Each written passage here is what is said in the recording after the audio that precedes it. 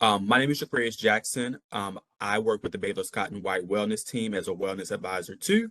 My background is primarily in nutrition coaching, and we also work promoting some of our programs around wellness coaching on our team as well. We do these webinar series once a month, and as I mentioned, today's topic is going to be on sun protection. And we do have a guest presenter today. We have Kathy Boozer as our guest presenter today.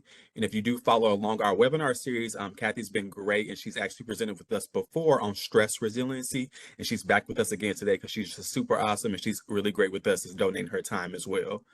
So without further ado, Kathy, I'll let you go ahead and speak to everyone about a little background about yourself, and then we'll go ahead and dive right into the presentation as well. Awesome. Well, thank you so much for that introduction, and thank you everybody for having me today. My name is, like you said, Kathleen Boozer. I am a nurse practitioner. I have a background in rural community health, but also dermatology. And so sun protection and prevention of skin cancers is something that is very passionate. I'm very passionate about, and I thank you so much for having me today. So without further ado, we are going to discuss risk for developing a skin cancer.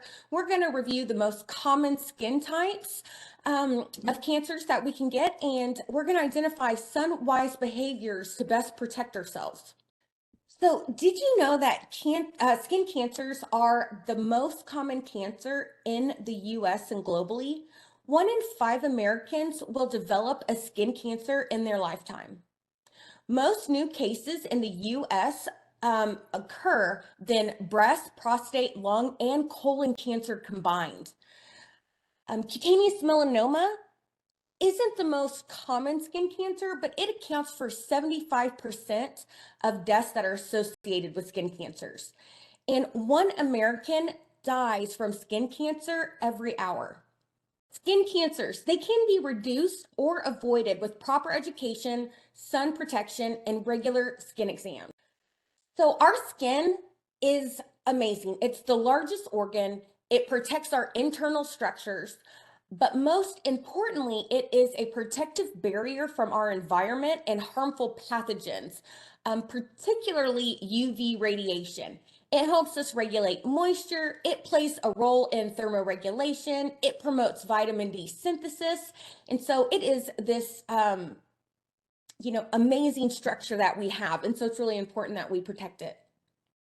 So when we're out in the sun is amazing and gives us a lot of fun playtime outside. However, it does come with risks, particularly in skin cancer, UV radiation exposure. Did you know that the sun and sun exposure to our eyes causes cataract? And also overexposure can, have premature aging, wrinkles. When we're looking at our risk factors, unprotected exposure to the UV radiation is the most preventable risk factor for skin cancer. And I say that with a caveat because it's also tanning and tanning beds. It's very easy to prevent that, just don't do it.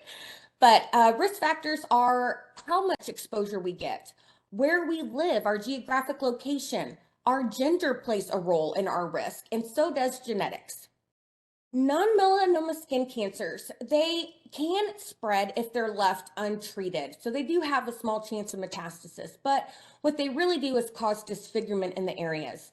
And so really depending on the location of the non-melanoma skin cancer, it can increase your risk for spreading and other complications. There are 2 types of non-melanoma skin cancers, 2 primary types. One is basal cell carcinoma, and the other is a squamous cell carcinoma, and we're going to dive in a little bit more of that. So basal cell carcinomas, these are the most common type of skin cancer. And so the prevalence is higher among older adults. The peak incidence is really in the 7th and 8th decade of life, but the most common sites that we get these are on sun-exposed areas, and about 75% of basal cells occur on the head or the neck. And so these are some pictures of a basal cell. So they can be skin colored, they can be pearly, they're typically a light pink color, and you can see that they have those vessels in them. We call those telangiectasias. And so that is something to look out for. We also have actinic keratoses. These are precancers. And so risk factors are fair-skinned, blonde or red hair, green or blue eyes. These people are most at risk. Characteristics, they're small, scaly papules or patches, so you can really feel them. And they always have that kind of pink or red, we call it an erythema base to them. And so they're caused by too much sun. And so it's an early warning sign. And so it is important to get these treated because if they are left untreated, they can turn into a squamous cell. Cutaneous horn, this is a specialized type of actinic keratosis. They're funnel shape. It's compacted keratin. And so typically, and I'll say in my practice, typically I have seen a squamous cell carcinoma at the base of these. A lot of times they get frozen, but it's really important to get these biopsied because they're so thick that the cryo is not going to really relieve the full lesion and treat the whole thing. So next we have squamous cell carcinoma. So these lesions typically appear on sun-exposed sites or areas of trauma, radiation, or ulceration. However, they can occur in non-sun exposed areas. Most of them appear on the head or neck, but the hands, the forearms, the body, and the lower legs, depending on how much sun exposure they get, even private parts genitalia can be affected because it does have an association with HPV. Metastasis, although again uncommon, is more common in squamous cells than in basal cells, and it really depends on the size, the location, and how big it is. Head and neck lesions are more likely to metastasize because of their proximity to core organs and vessels. So these spots appear pink, scaly, they're thick, they have irregular borders, they tend to bleed more easily. And so you can see how this one has that kind of scab in the middle. So this is an important thing I want to say. For people with skin of color, and that is anybody who has more pigment than me, because I have zero. It's very sad. Jesus did not bless me with any. And so women 30s and 40s have a higher incidence of squamous cell carcinomas on the back. And so it's important. It doesn't matter what pigment you have in your skin. Skin is skin, and we all have the risk for burning. And so although darker pigmentation tends to have less risk than lighter skin tones for getting skin cancers, they're typically found in later stages because of not looking or looking in the non-sun exposed areas. And so I just really want to say it's important to get all of our skin checked out because everybody is important and everybody has risks. So we're going to move on and talk about melanoma, most serious form of skin cancer. And I want to say this is so important because we typically used to think of it as an older person who got melanoma, but it is the most common cancer among adolescents and young adults, 15 to 29. Just think about all the sports, playing outdoors, all the activities that we do. And so we are exposing our kids to the sun so early. So it is so important to get those early behaviors for wearing sunscreen and protection. And so it's UV exposure and sunburns, particularly during childhood, that is the biggest risk.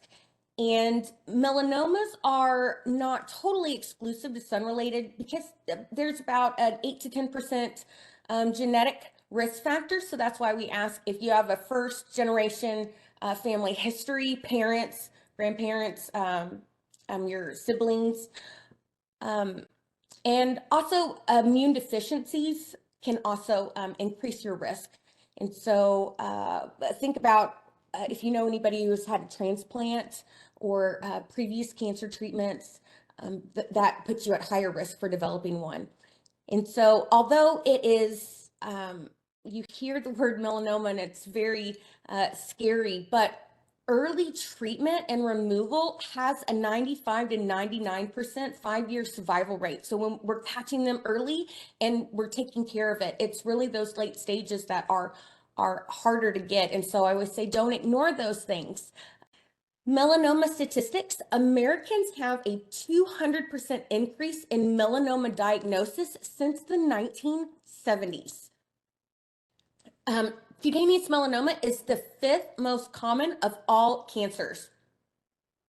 Texas is listed as one of the top 5 states for melanoma skin cancer. 2% of Americans will have a diagnosis of melanoma in their lifetime. And currently, more than 1 million Americans are living with a melanoma skin cancer. So when we're looking at our higher risk for development of cutaneous melanoma, it's a history of sunburn, but blistering sunburn in childhood, excessive sun exposure. So think about your work and jobs that you do, or even your activity. So farming, ranching, working for the cities, working outdoors, maintenance, driving trucks for a living. You get the sun exposure through the windows.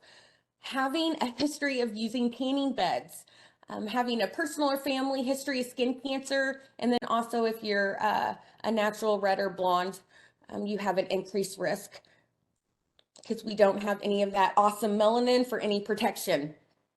So older adults present typically with more advanced disease and aggressive subtypes. Common sites for melanoma metastasis are our lymph nodes, our liver, our lungs, and our brain. They can develop from a mole that you already have or just a brand new spot that comes up. So asymmetry is when one half does not match the other. Now, this is what I say. Not everything is a perfect circle, but you can tell if one side is dramatically different than the other side. If you have B borders, if they are uneven borders or expanding, that's something to look at. If a spot has more than one color, so we always say multiple shades are something to look at. Diameter, I always take this one with a grain of salt because we say if it's 6 millimeters, which is about the size of a pencil eraser, but they can be pinpoint. So it's really just looking at everything holistically and evolution. Is it changing? Is it growing? More colors, progressing over time? Or is it suddenly something that's new that doesn't look like anything else? A better look, a closer look at benign, normal spots on our body, and then how they can look differently over time. But I will also say this.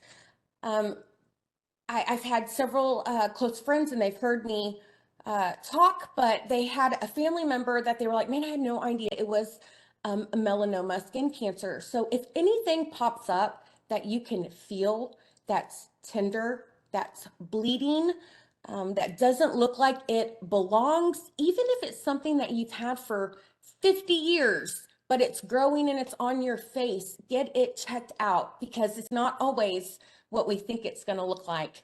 And it can come in any color under the sun, from light pink all the way to a dark black. And so it's really, really important to know yourself and have people help you look at areas. So we need to be proactive and we need to model sunwise behavior. And the earlier we start these habits and help our peers and our families, the better it's going to be. So the U.S. Department of Health and the World Health Organization have labeled, this what always makes me laugh, UV radiation as a human carcinogen, and we know that. So how do we get it? We get it from the sun and from tanning beds.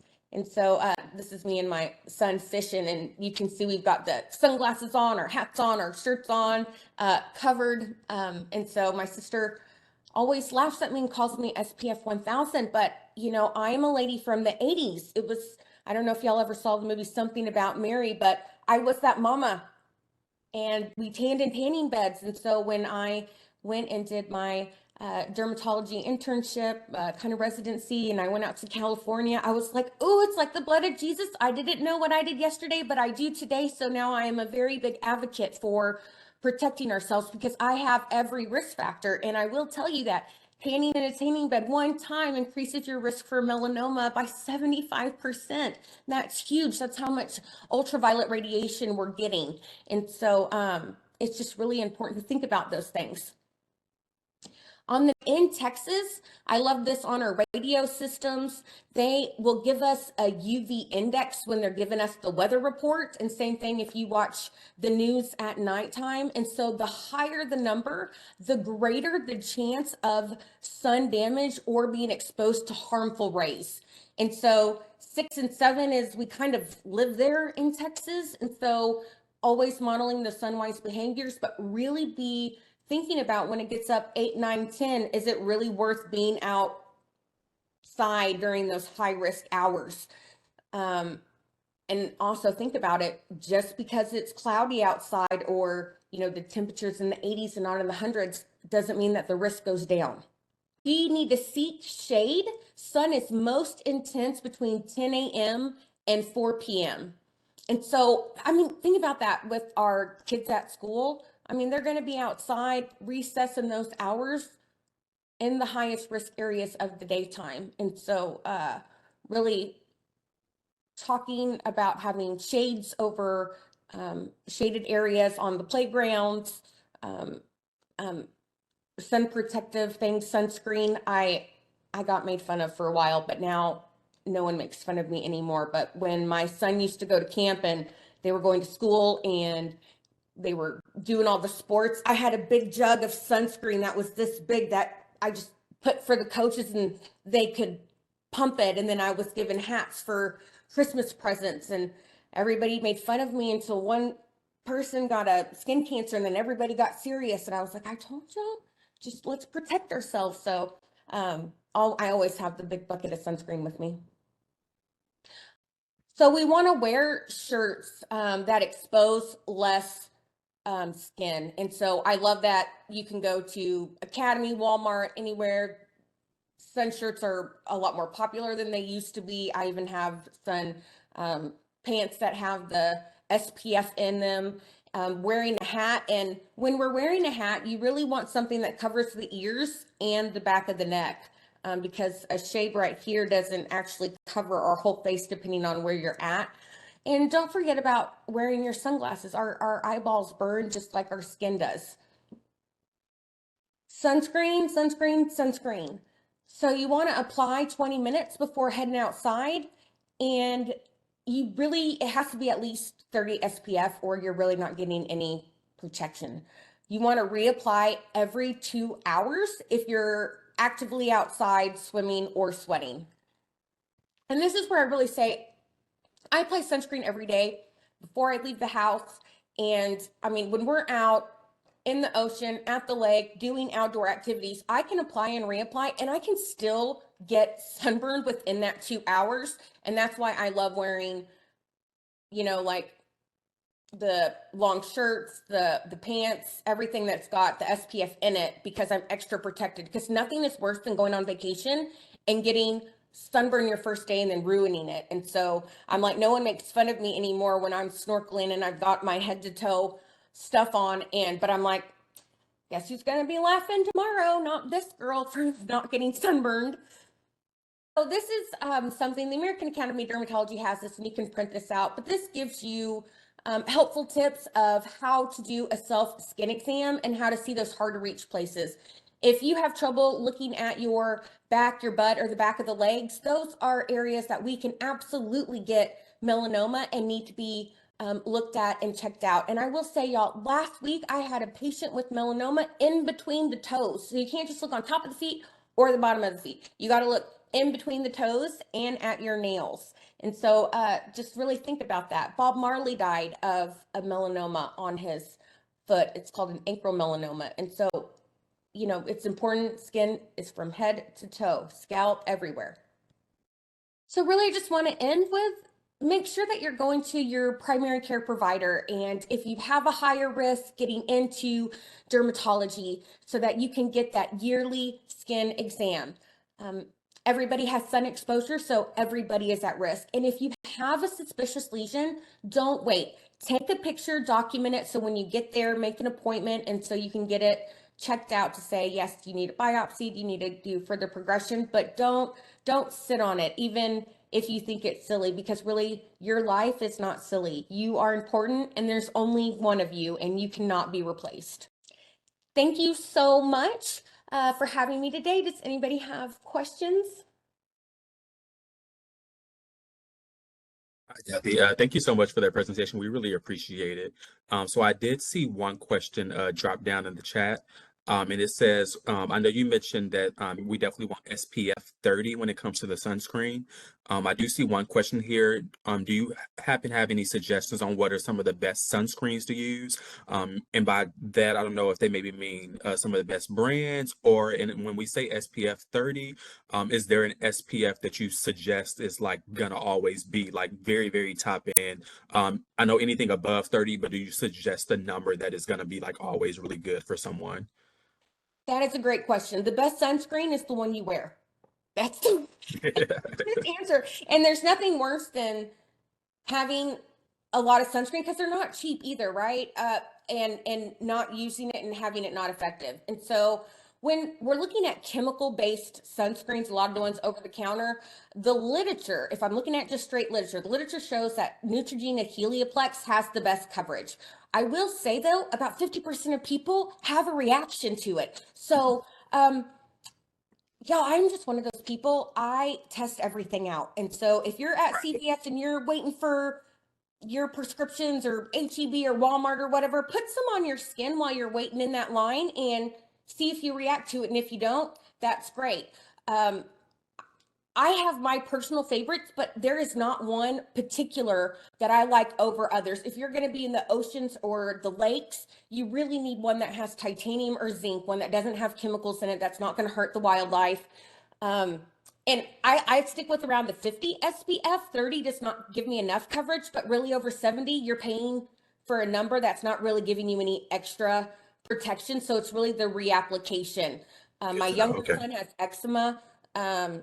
And really bad allergies when he was younger. And so he had a bad reaction. They burned his eyes. And so I actually use a medical grade sunscreen for him. Elta MD is my favorite. Obagi Zoe, but Skin Better Science. There's so many that are available. But whether you buy and I pay the extra money for my face tinted sunscreen that I wear every day. But I mean, I like Banana Boat. I like the what is it? The Sunbum is a great one. And so I'm like, whatever my family will wear and whatever you will wear, it's good. But you want to put down a liquid first and then you can spray over later. Just spraying does not give you enough coverage. And also remember, you have to hold your breath when spraying. You don't want to inhale all those chemicals either. And so we think that it's a convenient, but it's not always the best option. For sure. Gotcha. Thank you. That's a really good answer. And then I don't believe, let me check one more time here. I do not believe I see any other ones. I had maybe one more though. Not so much for me, but just in the general. I know a lot of people use the bronzer like tanning lotion as well. I don't need to use it, obviously. I have a lot of bronzer going on for myself. But what do you think about that one? Is it a normal tanning lotion? Does it just have like extra chemicals for like tanning effect to it? Like what is your like suggestion about that? And what kind of goes on? What is the intended effect, I guess, of like the bronzer type of tanning lotion? So really, it's we have all these things and I call them fun, right? Whether it's Botox or chemical peels or bronzing for our skin, it's really so you can feel good about yourself and the skin you're in. And I will say that when I was younger, I did tan. I don't anymore, and the sunburn isn't worth it to me. So I do use self tanners. They come in lotions. Really have to test them out because everybody's pigment and own chemicals in our body reacts differently to them. And so I have one that I like that if I need a little spray and a little rub to give me a little color, I do. And I wish my body produced melanin, but it doesn't. But a lot of people like to use those in the summertime because I, tanning just looks better when you're going to show your legs off. I'm just Hey, that's fair. and yeah, so going, this is what I say. You can go to a tanning salon and get a spray tan, and they can match pigments to you, and that's great. But don't let them convince you that you're going to get you need the vitamin D. You can take a Right. pill for that. The tanning beds are not worth it at Gotcha. all. And so that's what I would say. But really, there's no particular brand that's good or not. It's really just about self-confidence and what you're wanting. And I would say it's always a good thing instead of laying out all day in the sun. Gotcha. Well, I think that is a perfect way to end, and I really like that answer about self-confidence, because I think at the end of the day, I think that's what we're all looking for, Kathy. So I appreciate that. As usual, everyone, thank you so much for joining us on our webinar. Again, this is a monthly series, so we will have another webinar for you all next month on August 7th. If you guys can believe it or not, we're that far into the end of the year. Our webinar for next month will be on adults need vaccinations too. So we can kind of debunk some of those myths that you guys may think about vaccinations, and or depending on what those ages are, right? We know some ages you have to get some of those re-ups of vaccinations, and maybe what some of kind of the hot topics are about some that are coming out again, and knowing that we're going into flu season as well. So definitely join us again for that one as well. And I will see you guys next month. Thank you guys.